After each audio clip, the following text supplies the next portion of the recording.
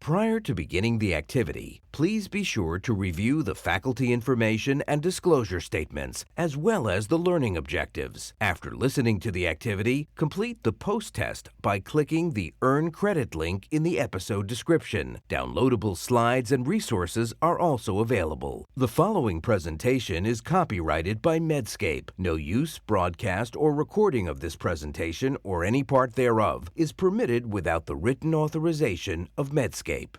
The following presentation is part of a certified educational activity provided by Medscape Education and supported by an independent educational grant from ResMed.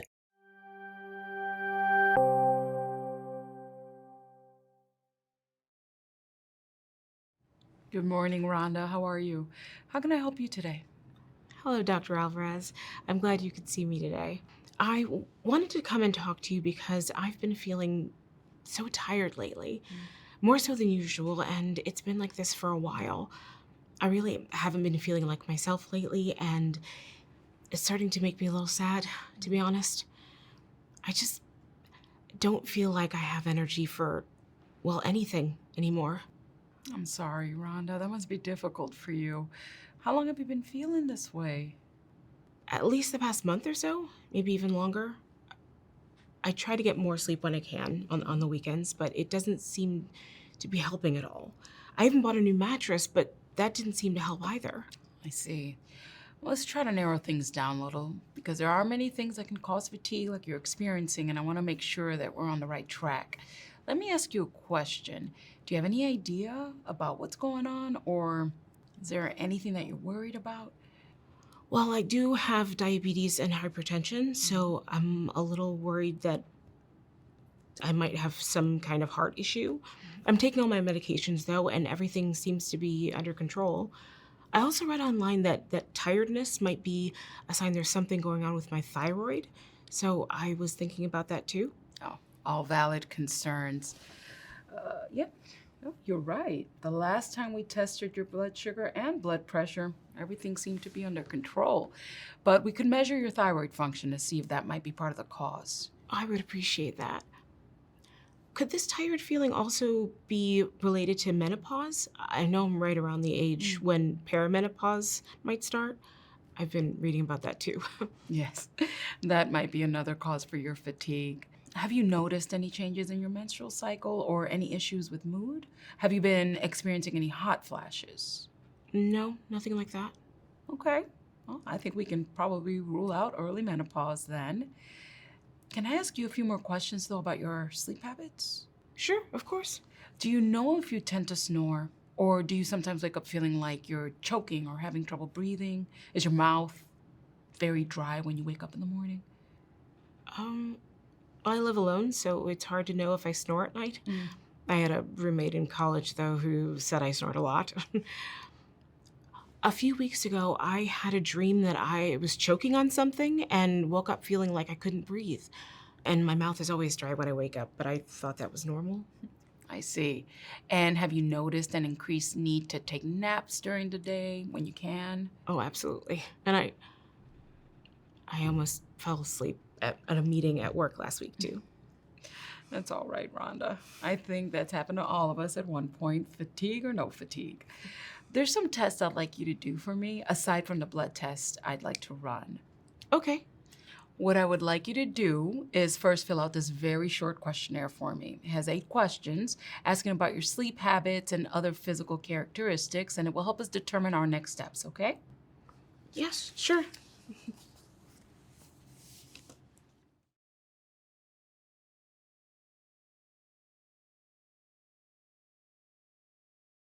Hi, my name is Chuck Vega, and I'm a clinical professor of family medicine here at the University of California, Irvine, where I also serve as assistant dean in the School of Medicine.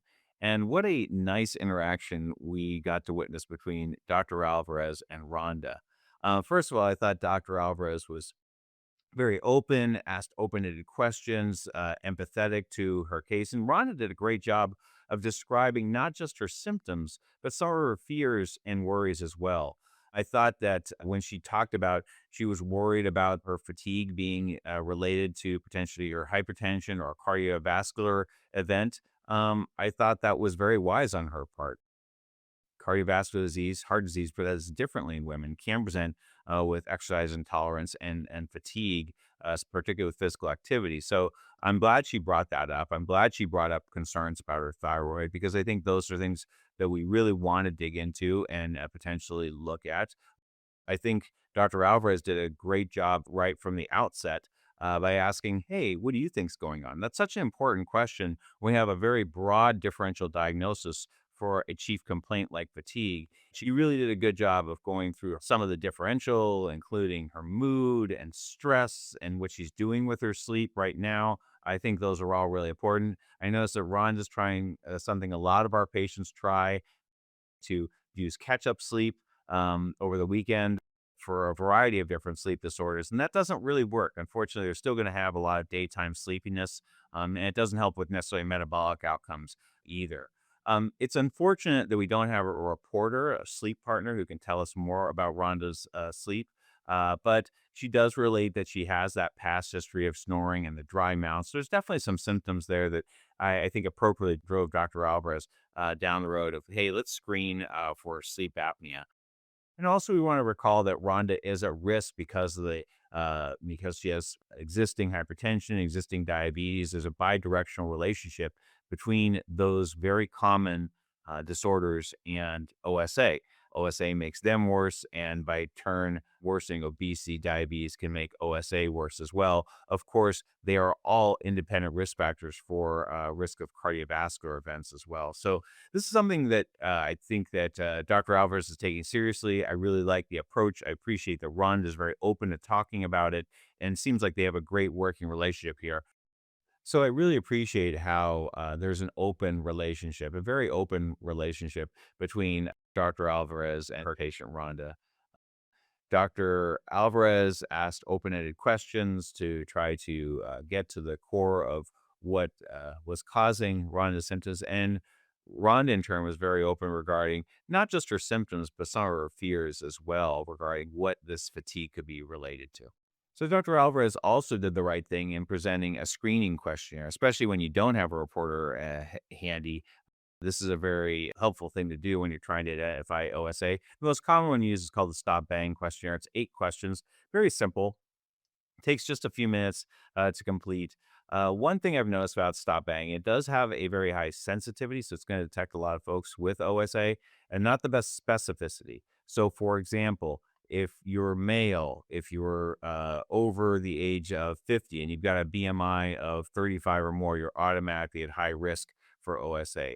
So a lot of my patients, they end up testing with polysomnography with that kind of picture, but no sleep complaints whatsoever. They're not going to have OSA on testing. So I really want to look at those first 4 questions, and those are the ones where you're thinking about excessive fatigue and witnessed apneas. And so those get to some of the core symptoms that can be associated with OSA as well. There are also some tools that you can use to measure sleepiness. The Upward Sleepiness Scale is one. That's also very simple, just looking at your degree of sleepiness in different situations throughout the day. I tend, frankly, not to use this. It's just because we have so many issues to cover and so many surveys to do in our practice. But if you're looking for an objective way to follow somebody's sleepiness over time, it's a very good tool as well. So, after looking at your questionnaire results, Rhonda, it does seem like you might be at risk for something called obstructive sleep apnea, or OSA for short. Oh, I've heard of that. My dad has OSA. Hmm. Do you think that's what I have? Well, the questionnaire you filled out is only to help us screen for OSA, but it's not definitive. We would need to run a sleep test to confirm the diagnosis. What kind of test? What would I need to do? Well, we would need to take a look at your typical sleep cycle and take some measurements overnight. And there are a few options for this. Either we could refer you to a sleep study center where they will conduct overnight measurements, or we could try a home sleep apnea test. Is there any difference between the two? I mean, other than having to go to a sleep center or stay home? Well, the sleep center would monitor several factors, including brain activity, heart rate, arm and leg movements, and blood oxygen levels. While the home test usually monitors breathing patterns, heart rate, and oxygen levels. Is one test better than the other? Are they both reliable? There are pros and cons for each type of testing. Some people prefer the home test because they feel more comfortable sleeping at home, while others prefer testing in the lab because they feel they can trust the results better. Both types of tests are very reliable. Then I think I might prefer to take the test at home. I feel like the results would better reflect how I usually sleep. Does that make sense? I completely understand. I should mention that if the home test is negative, I may still need to refer you to a sleep study center to confirm the results, okay? Yes, that's okay. Um, I'm so glad we actually found out what's going on. Me too. Let's take a look at the schedule and see when we can make our next appointment to discuss your home test results, okay? Yes, let's do that. And I have some questions about how to do the test at home.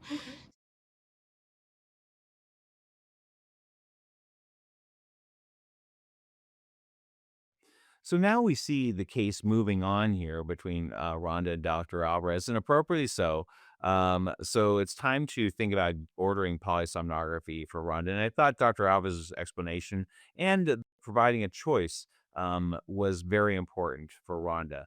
I do the same thing in-home sleep study versus a lab-based study. And I think Dr. Alvarez did a good job describing the more limited capabilities of that in-home study. I also make it clear for my patients that sometimes, even if you have a negative in-home study in a high-risk patient for OSA, they still might have to go to the lab to complete a study there as well because of the extra information it can gather. So that's one thing I like to share with patients. But it is very important, I think, to elucidate the patient's preference before you make the referral. That way you can write the correct order.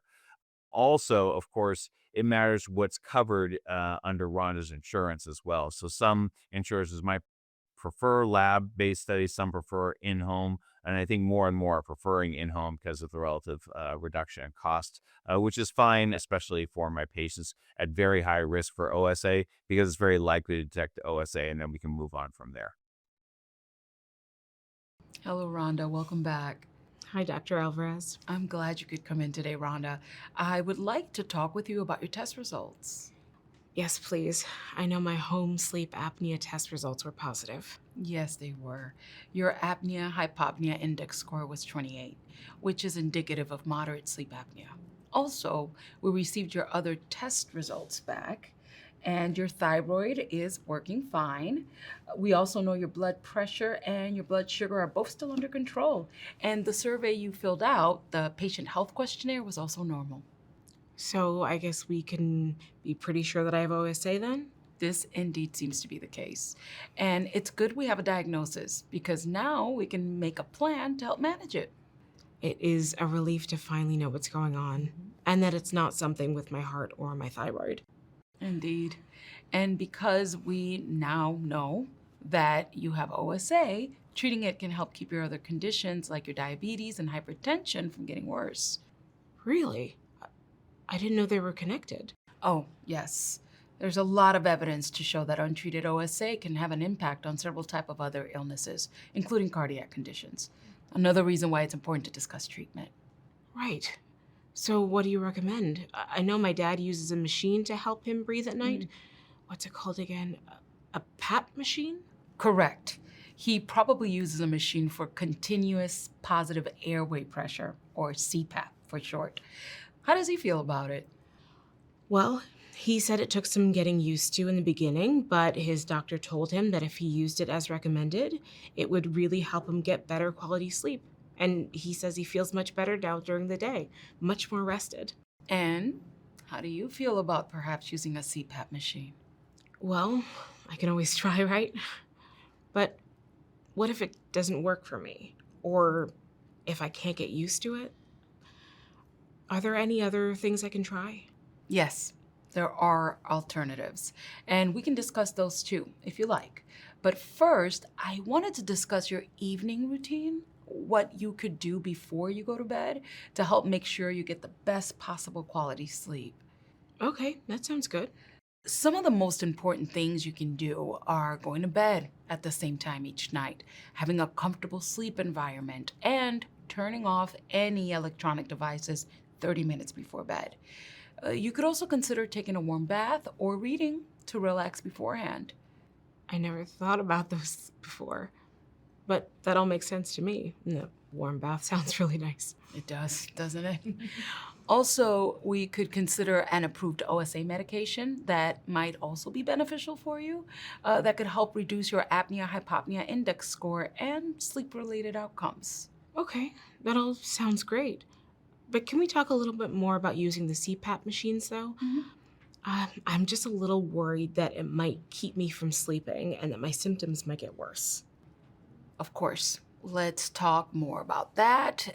What questions do you have? Well, first I wanted to know if is it really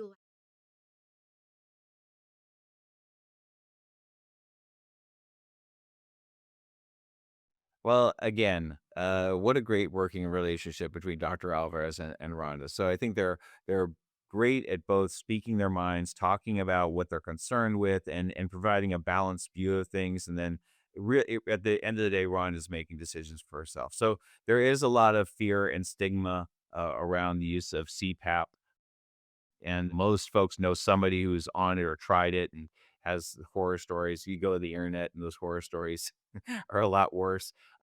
But I think Dr. Alvarez did a great job of focusing on the positive things that can happen with CPAP, because it is a very well proven treatment for OSA that has a number of great benefits.